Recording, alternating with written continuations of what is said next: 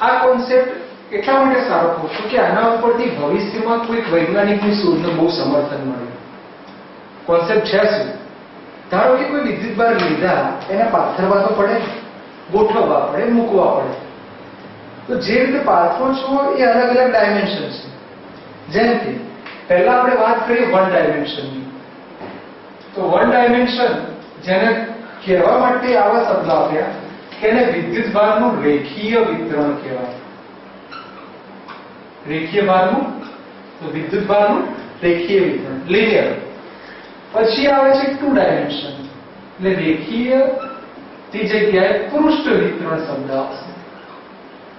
અને ત્રીજું કદ, અવકાશમાં પહોંચી જાવ છો તો એની જગ્યાએ અહીં આવશે કદ વિતરણ. આ પેલા ત્રણેય શબ્દો અલગ અલગ ડાયમેન્શન માટે છે. જેમ કે વન ડાયમેન્શન માટે આ, ટુ ડાયમેન્શન માટે આ, અને 3D જે પિક્ચરો હવે નીકળ્યા છે બધા એ 3 ડાયમેન્શન માટે આ. ત્રણેયની આકૃતિ સમજવાનો પ્રયત્ન કરીએ છીએ કે યામાક્ષને સાપેક્ષે આપણે કેટલાક શબ્દો બોલીએ છીએ. ધારો કે આ લોકોના અંતર વિચારીએ. ધારો કે આનું અંતર r' કહીએ, આનું અંતર r કહીએ. એ જ વસ્તુ આની માટે કે ઉગમ બિંદુથી q નું અંતર r અને કોઈ ચોસલું વિચારો છો એનું અંતર r'. કદમાં જઈએ, ઉગમ બિંદુથી q નું અંતર r અને કોઈ સમઘન અથવા કદ વિચારો છો એનું અંતર r'. પણ પહેલા એક વાક્ય સમજવું જ પડે જેને એની સાચી સમજણ કહેવાય. જેમ કે અહીંયા રેખીય વિતરણની અંદર અગત્યનો શબ્દ હોય તો લેમ્ડા, જેને રેખીય ઘનતા કહેવાય. શું બોલાશે એને? રેખીય ઘનતા. આવું બોલાય એકમ લંબાઈ દીઠ વિદ્યુતભારને રેખીય ઘનતા કહે છે. ફરીવાર, એકમ લંબાઈ. કેમ લંબાઈ? વન ડાયમેન્શન છે. વિદ્યુતભારને રેખીય ઘનતા કહેવાય. તો આના ઉપરથી q બરાબર શું લખાશે? Lambda l. ચલો તમે હવે આ મને સમજાવો. સિગ્મા રેખીય હતું એટલે લાઈન, પૃષ્ઠ એટલે લંબાઈ ગુણ્યા પહોળાઈ, યસ, એને બોલાય ક્ષેત્રફળ. ઉપર વિદ્યુતભાર એઝ ઇટ ઇઝ, તો સૂત્ર આવ્યું q બરાબર સિગ્મા a.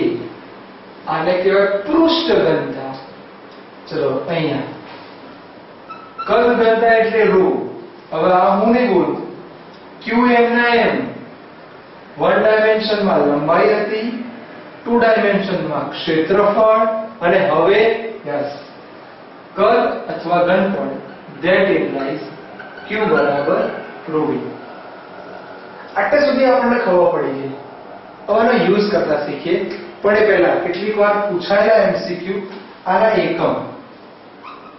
જેમ કે લેમ્ડા નો એકમ લખીએ તો કુલમ અપોન મીટર લખાય, કારણ કે કુલમ અપોન મીટર. ચલો આનો એકમ વિચારો તો કુલમ અપોન મીટર સ્ક્વેર. આનો એકમ coulomb upon meter cube. Done. તો તમને આ વસ્તુ ખબર પડી ગઈ. બાજુમાં જગ્યા રાખી છે કારણ કે એક નામ લખીશું. દરેક જગ્યાએ કોઈક વીજભાર છે, એ વીજભાર સૂક્ષ્મ છે. કઈ રીતે? એક જ આવડશે તો બીજું જાતે સમજાવવું પડશે. અહીંયા લેમ્ડા એના કેટલા અંતરે છે? r. તો લેમ્ડા r'. સૂક્ષ્મ ભાગ છે એની લંબાઈ dl છે, તો તમારે અહીંયા dl લખવું પડે. તો આપણે જે કામનો શબ્દ હતો એ આવ્યો dq બરાબર લેમ્ડા ઇન્ટુ l. લેમ્ડાની વેલ્યુ આ l ની વેલ્યુ. હવે તમે આની અંદર બોલો. ચલો તો સિગ્મા કેટલા છે? r'. આનું આ પૃષ્ઠ કહેવાય, તો આનું ક્ષેત્રફળ શું લખાશે? dA. તો dA. ચલો તમે આ રીતે ઘનતા માટે વિચારી શકો છો. ધારો કે સિમ્બોલ ને એકલું રો લખી તો ચાલે, રો r' લખો તોય ચાલે, ઇન્ટુ સૂક્ષ્મ કદ છે એટલે dV. આ વિદ્યુતભાર આપણે દરેક જગ્યાએ શોધી કાઢીએ. દરેક વિદ્યુતભારને હાઇલાઇટ કરી દઈએ. આ વિદ્યુતભાર શોધવાનું રીઝન શું? કારણ કે આપણે કુલમનો નિયમ વાપરવો છે. બળ. તો આ બંને ઉપર કેટલું બળ લાગે? તો F kq. બરાબર. સંકલનની અંદર તમને કંઈક જૂનું યાદ આવી ગયું હશે, ઘન કરીને આવું લખી દીધું તમે. આ જે ઘન કરીને લખીએ છીએ, અહીં અંતરની બાદબાકી કરો. તો ચાલો r માંથી આ બાદ કરીએ એટલે r માઈનસ r ડેશ. ફરી બોલું છું, r માઈનસ r ડેશ. પણ કયો વીજભાર લખાશે? Lambda r dash. કેટલી લંબાઈમાં છે? dl જેટલી લંબાઈ. કોના ઉપરનું વિતરણ છે? લંબાઈ ઉપર. હવે તમને આ મગજમાં આવ્યું હશે.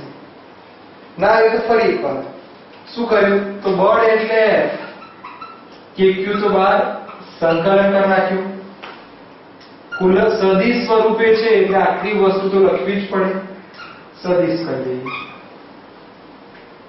અંતરની બાદબાકી કરીએ છીએ તો અંતર માટે શું લખાશે? r minus r dash.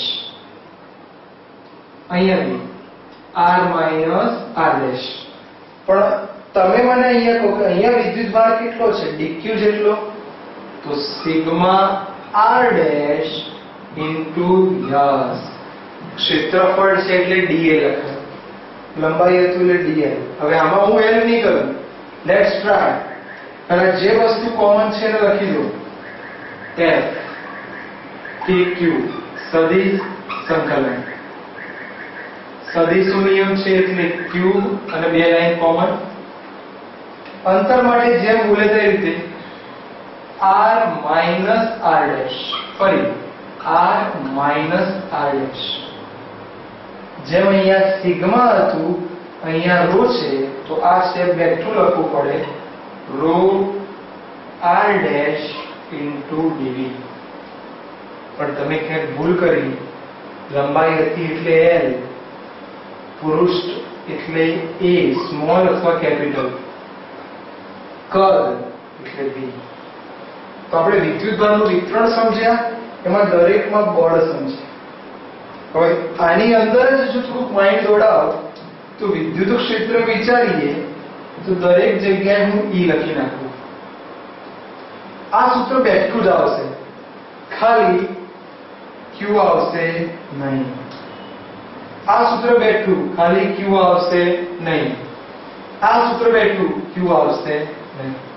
તો આ હતું વિદ્યુતભારનું વિતરણ.